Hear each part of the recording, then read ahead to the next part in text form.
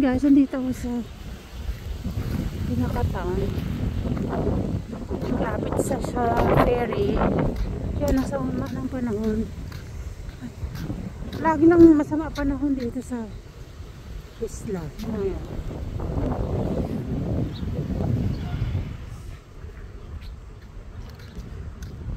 Diba, ulan siya, iinit, tapos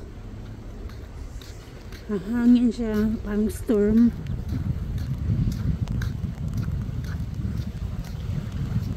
Yan, paulan na siya.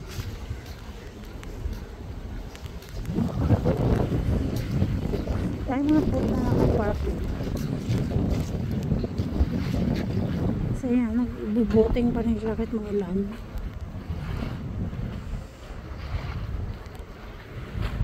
Yan ba? Papalakas na siya. Ang ganda pala dyan.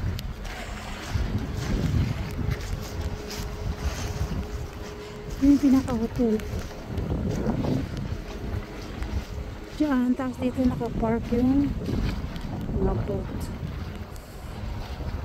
Ayan, nakulo madilim ng panahon.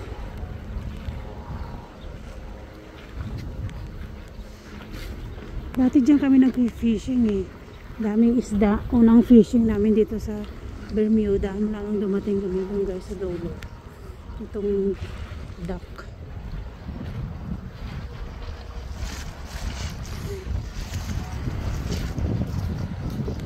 Ito yung Tinghi Club ay. Ito yung membership club member. So yan, madilim ang panahon at maulan. Kaya walang katao-tao dito sa park. Yung mga pigeons lang mayroon doon. Yung ganda dito dahil mga puan dito sa lamesa, mga bench. Pwede dito magtambay-tambay yung mga workers dyan, yung mga nag-opisina. Dito sila mag-lunch. Ganda pa ng view. Diba? Pakayak-kayak lang yung iba. Umulan. Eh. May isda dito eh. Ay, dito pala yung kanon.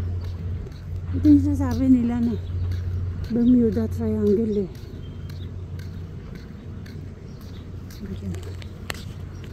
Pabalik-balik oh.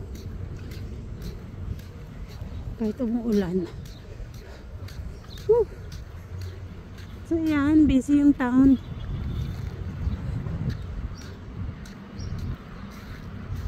Kasi ano ba daw lang ferry, nakaalis na.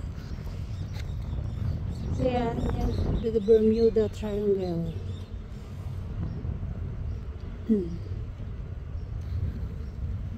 Scan and Learn, City of Hamilton.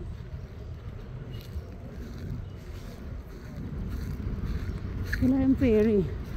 Pakaalis lang yung ferry.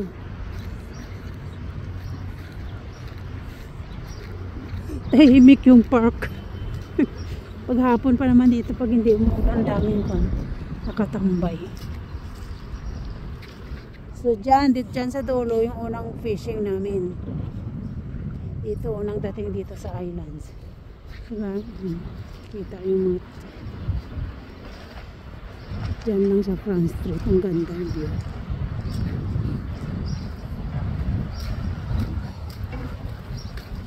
Uy, lamig.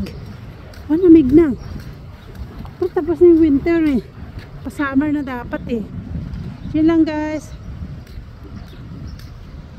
Video for today. Paulan na.